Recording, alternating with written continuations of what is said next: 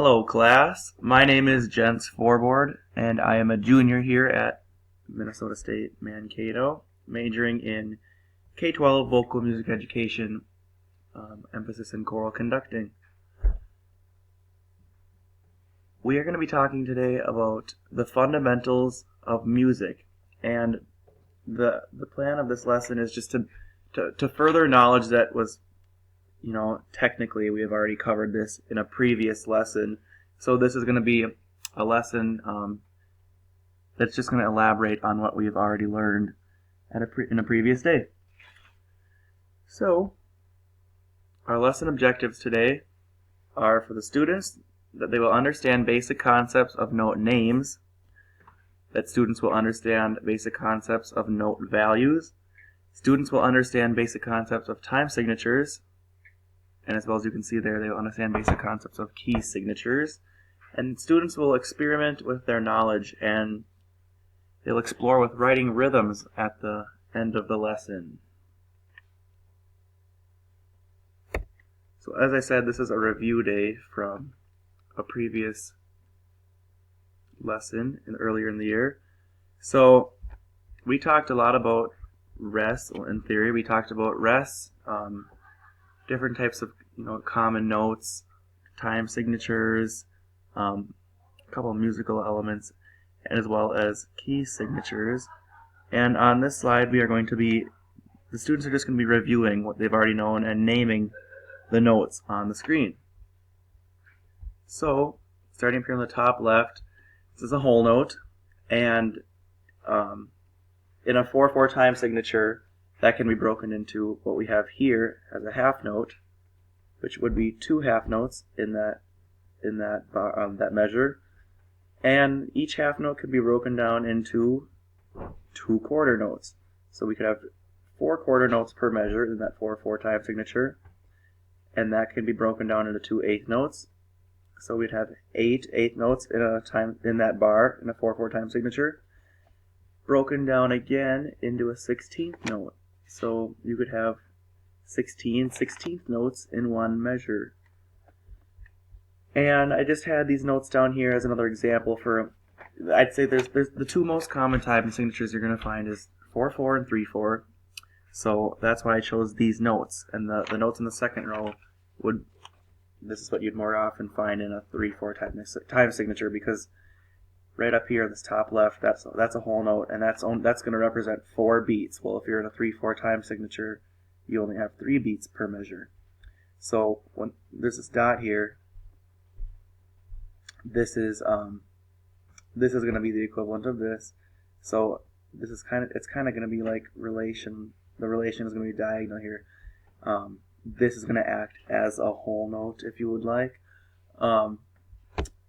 So this is called a dotted half note and a dotted quarter note, for so on and so forth. A dotted eighth note, dotted 16th note. So in this, for this slide, I would just quickly review with the students what we've already talked about, and at this point it'd be a good time for the students to interact with the smartboard, and they'd come up here and they would write in the note names in hopes that they remember what they were from the last class period. So I would have them use the pens and write just underneath each note what the note is called. And then on this next slide, we're talking about note values. So as I talked about earlier, this note received 4 beats in a 4/4 time signature. This receives 3, or this receives 2. This receives 1. This is a half of a beat, so on and so forth. So the student will come up to the board. I think it could just be a situation where the teacher calls on any given student that raises their hand, and obviously probably calling students that aren't raising their hands to get them involved. And they'll just once again come up to the board with using a pen from the smartboard and write, how many beats each note receives in the measure. So they write a 4 under this, a 2 under this, a 3 under this dotted half note, a 1 under the quarter note, a 1 1/2 under this note, so on and so forth. So next we have our time signatures. We've got 2/4, which some people might just refer to as cut time. I wouldn't introduce that to the students at this point. That would be something I'd talk about further on. We have 3/4, which is what we talked about earlier, as well as 4/4, and then these two time signatures over here, 3/8 and 6/8. I just threw those in as maybe I would have them be a bonus point if a student knew it, because that's what we call 2/4, 3/4, and 4/4 is what we call simple meter, and 3/8 and 6/8, that's more compound. And for the level of learning that I would be using this lesson for, 3/8 and 6/8, I truly don't think it'd be appropriate for it.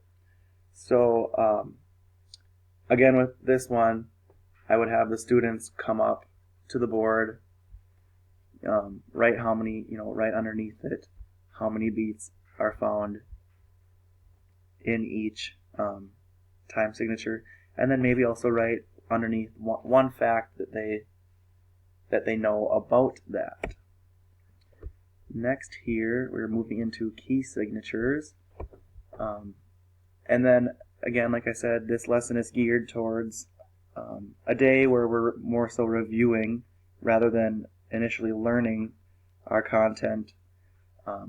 So the students will already be introduced to this, and I'd probably give a quick reminder of the 3 different types of symbols are here that you'd see to represent the changing of a pitch. So this first one is a flat, so it will lower the note by a half step.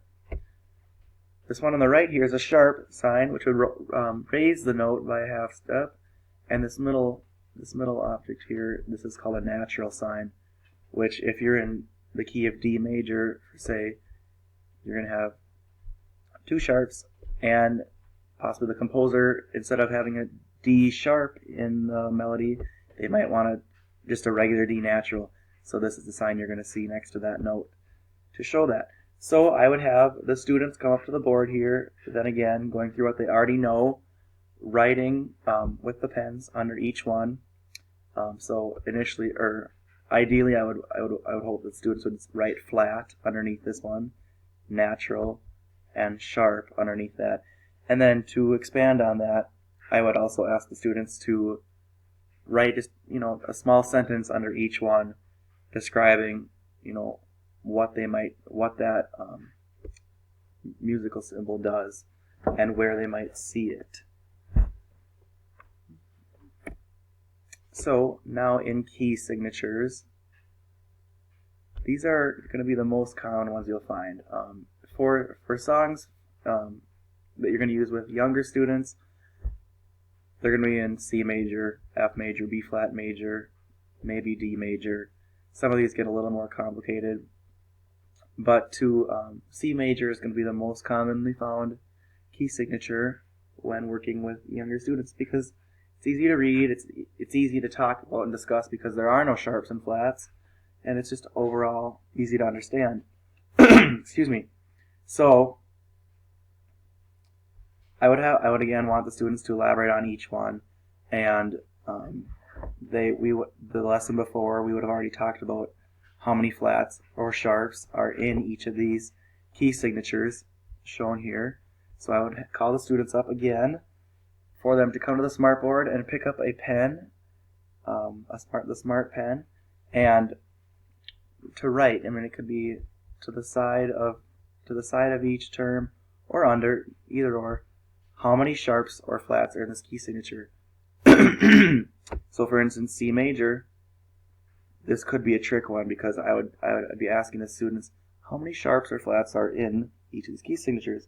Well, they might just try to think of a number because they might think there's a sharp and flat in everyone, but C major has no sharps or flats. So that'd be a good way to remember if the students recalled what you discussed in the last class period. So I would hope that they would write a 0 next to this. For F major, 1 flat, B flat major, 2 flats, E flat major, 3 flats, and for A flat major, there's 4 flats. G major has 1 sharp in it, D major has 2, D and F. A major has 3 sharps, and E major has 4. And another bonus point section that I've kind of thought about for this lesson would be if they could write which notes are sharp and flat in these key signatures, that would more than meet the expectations. Moving on. So at the end of this, I'd want the students to create their own rhythms after learning or discussing all the things that we've talked about. So this would be a good interactive way for all students to get up in front of the class and explore with what they've learned. So here I use the pen tool in the Smart Notebook, and I just drew a very simple rhythm in a 4/4 time signature, because as you can see, these are all quarter notes, and there are 4 beats in a measure. So it would just be ta, ta, ta, ta. In the second measure, there is going to be, as we can see, there's 8 notes here. So well, actually there's 8 notes and there's 1 rest here. So ideally the students would say ta, ta, ta, ta, ta, ta. That's kind of how that's going to sound. But these are just ones that I have created. The students themselves they can create anything, as simple as 2 half notes, ta, ta, or 1 whole note. And I use the whole note here. The reason the whole note looks so good compared to the other ones is because I use the shape tool for that. That would be probably a good tool to use for the rest of these to demonstrate that to the class. And depending on time, I would then allow for them to create more rhythms down here. I'd pull this down. This was my use of that tool. And then in this section, I would ask them to write different rhythms in 3/4 time. So if they wanted to do a rhythm similar to this, they couldn't. There wouldn't be 4 beats here. There would be 3. So they could do something like ta, ta, ta, ta, and that would be 3 beats. Alrighty. And for interactive tools, I was able to find a very, very good website here. This first one, it just has tons of resources for kids to basically use any of their knowledge of music towards. There's very beginner level games. It's not all games, and activities, just learning resources, but games as well to keep it fun. I'd probably stick with the learning tools at first, and if there's extra time, I'd allow for games. And this second one here was just a kind of more so of an informational article that I found on the important things that we talked about today in our lesson. So that would be a great way for them to review. And then for the assessment, I would do this at the end of the day, or the end of the lesson, excuse me. And I wouldn't show any of the previous slides that we had gone through, and I would have a list of what students I had called upon or not, and have them come up to the board and answer these questions. And I might change the questions or add a couple more slides here, depending on what I feel is necessary, depending on the class experience level. So, for this presentation, all the clip art images are from the Smart Gallery. The links at the end, the first one is interactive that I found on the internet, one is not. I did use that shape tool to create what looks like a perfect whole note here in this last measure of the 4/4 time signature. And then I used the pen tool to create all these other rhythms, which I think would be a great way for students to use or to create their rhythms. It'd be very easy. The screen shade, I use that right here just to kind of just keep the students focused on the top, and then allow for more room when they're ready. And yeah, that is my assignment. So thank you for watching, and hopefully you took something away from this lesson I created. Thank you very much.